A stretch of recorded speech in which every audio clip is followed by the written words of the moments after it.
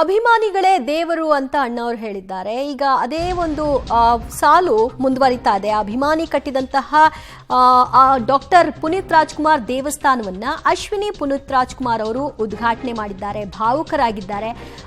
10 ಲಕ್ಷ ರೂಪಾಯಿ ಸ್ವಂತ ಜಮೀನಿನಲ್ಲೇ ಸ್ವಂತ ಖರ್ಚಿನಲ್ಲೇ ಪ್ರಕಾಶ್ ಎಂಬಾತ, ಪುನೀತ್ ಅವರ ಅಭಿಮಾನಿ ಆತ, ತನ್ನ ಊರಿನಲ್ಲಿ ಒಂದು ಬೃಹತ್ ಅವರ ಒಂದು ಭಾವಚಿತ್ರವನ್ನ ನಾವು ನಿರ್ಮಾಣ ಮಾಡಬೇಕು ಅಂತ ಅಂದುಕೊಂಡಿದ್ರು. ಅದರಂತೆ ಪುತ್ಥಳಿಯನ್ನ ನಿರ್ಮಿಸಿದ್ರು. ಇವತ್ತು ಅಶ್ವಿನಿ ಪುನೀತ್ ರಾಜ್ಕುಮಾರ್ ಅವ್ರನ್ನ ಇನ್ವೈಟ್ ಮಾಡಿದ್ರು. ಅವರಿಗೆ ಪೂರ್ಣ ಕುಂಭ ಸ್ವಾಗತವನ್ನ ಕೂಡ ಕೋರಲಾಯಿತು. ನಂತರ ಪ್ರಕಾಶ್ ಏನಿದ್ದಾರೆ ಅವರ ಮಗುವಿಗೆ ಅಶ್ವಿನಿ ಅವರ ಬಳಿಯೇ ಹೆಸರನ್ನು ಕೂಡ ಇರಿಸಿದ್ದಾರೆ, ನಾಮಕರಣವನ್ನ ಮಾಡಿಸಿದ್ದಾರೆ. ಹಾವೇರಿಯ ಯಲಗಚ್ಚ ಗ್ರಾಮದಲ್ಲಿ ಪುನೀತ್ ಅವರ ದೇವಾಲಯವನ್ನ ಅಭಿಮಾನಿ ನಿರ್ಮಿಸಿರೋದು ಯಾವ ರೀತಿ ಇದೆ ಅನ್ನೋದನ್ನ ನೀವು ನೋಡ್ತಾ ಇದ್ರಿ. ಅಪ್ಪು ಅಭಿಮಾನಿ ಪ್ರಕಾಶ್ ಮನೆ ಮುಂದೆ ಈ ದೇವಾಲಯವನ್ನ ನಿರ್ಮಿಸಲಾಗಿದೆ. ದೇವಾಲಯ ಉದ್ಘಾಟನೆಗೆ ಅಶ್ವಿನಿ ಪುನೀತ್ ರಾಜ್ಕುಮಾರ್ ಅವರು ಬಂದ್ರು. ಅಷ್ಟೆತ್ತರದ ಅಪ್ಪು ಭಾವಚಿತ್ರವನ್ನ ನೋಡಿ ಭಾವುಕರಾದ್ರು.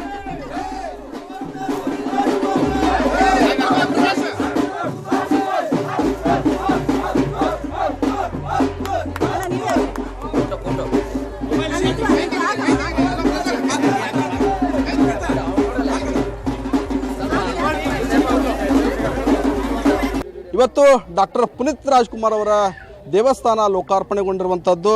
ಅದರಲ್ಲೂ ಕೂಡ ಧರ್ಮಪತ್ನಿ ಅಶ್ವಿನಿ ಮೇಡಮ್ ಅವರು ಇವತ್ತು ಏನು ದೇವಸ್ಥಾನ ಮತ್ತು ಪುತ್ಥಳಿಯನ್ನು ಅನಾವರಣ ಮಾಡಿರುವಂಥದ್ದು. ಅಪ್ಪಟ ಅಭಿಮಾನಿ ಪ್ರಕಾಶ್ ಅವರು ಸುಮಾರು 10 ಲಕ್ಷ ರೂಪಾಯಿ ಏನು ಖರ್ಚು ಮಾಡಿ ದೇವಸ್ಥಾನವನ್ನು ತಮ್ಮ ಸ್ವಂತ ಮನೆಯ ಮುಂದೆಯೇ ದೇವಸ್ಥಾನವನ್ನು ನಿರ್ಮಾಣ ಮಾಡಿರುವಂಥದ್ದು. ಅದರಲ್ಲೂ ಸಹ ಕನ್ನಡದ ಕಂಪನ್ನು ಸೂಸುವಂತಹ ಏನು ಧ್ವಜವಾದಂತಹ ಧ್ವಜದ ಮೂಲಕ ಬಣ್ಣವನ್ನು ಬಳಸಿರುವಂಥದ್ದು.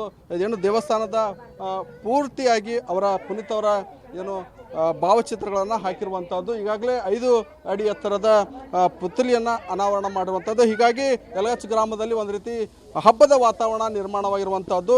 ಅಶ್ವಿನಿ ಮೇಡಮ್ ಅವರು ಕೂಡ ಏನು ಭಾವಚಿತ್ರವನ್ನು ನೋಡಿ ಪುತ್ಥಳಿಯನ್ನು ನೋಡಿ ಕೆಲ ಕಾಲ ಭಾವುಕರಾಗಿರುವಂಥದ್ದು. ಕುಟುಂಬ ಸದಸ್ಯರು ಕೂಡ ಭಾವುಕರಾಗಿರುವಂಥದ್ದು. ಅಂದರೆ ಪ್ರಕಾಶ್ ಅವರ ಪುತ್ರಿಗೆ ಕೂಡ ಅವರೇ ನಾಮಕರಣ ಮಾಡಿರುವಂಥದ್ದು. ಹೀಗಾಗಿ ಕುಟುಂಬ ಸದಸ್ಯರು ಕೂಡ ಒಂದು ಕಡೆ ಸಂಭ್ರಮ ಮತ್ತು ಒಂದು ಕಡೆ ಆನಂದ ಬಾಷ್ಪ ಕೂಡ ಆಗಿರುವಂಥದ್ದು.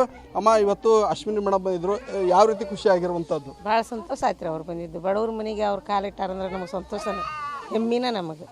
ಅವ್ರು ಬಂದಿದ್ದು ಭಾಳ ಖುಷಿ ಆಯ್ತು.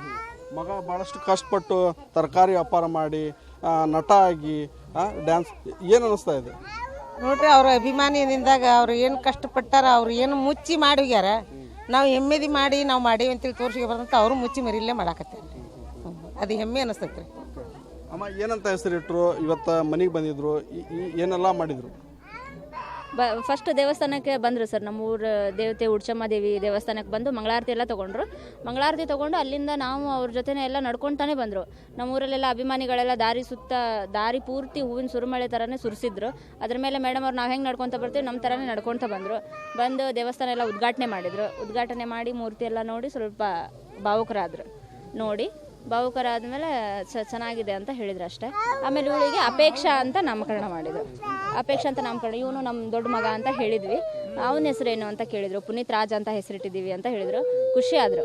ಆಮೇಲೆ ನಮ್ಮ ಮನೆ ಒಳಗೆ ನೀವು ಒಂದು 2 ನಿಮಿಷನಾದರೂ ಬರಲೇಬೇಕು, ಕಾಲಿಡಲೇಬೇಕು ಅಂತ, ಅಫ್ಕೋರ್ಸ್ ನಾನು ಬಂದೇ ಬರ್ತೀನಿ ಅಂತಂದು ಬಂದರು. ಒಳಗಡೆ ಎಲ್ಲ ಬಂದು ನೀರು ಕುಡಿದ್ರು. ಆಮೇಲೆ ಮನೆಯೆಲ್ಲ ಪುನೀತ್ ರಾಜ್ಕುಮಾರ್ ಫೋಟೋಸ್ ಅದೆಲ್ಲ ನೋಡಿದಿವಲ್ಲ, ಇಷ್ಟೊಂದು ಇದ್ರ ಮಾಡಿದ್ದಾರೆ ಅಚೀವ್ಮೆಂಟ್ಸು, ಮತ್ತು ನೋಡೋಕ್ಕೆ ಎಷ್ಟು ಇದನ್ನು ಕಾಣಿಸ್ತಾರೆ ಅಂತೆಲ್ಲ ಹೇಳಿ ಮಾತಾಡಿದ್ರು.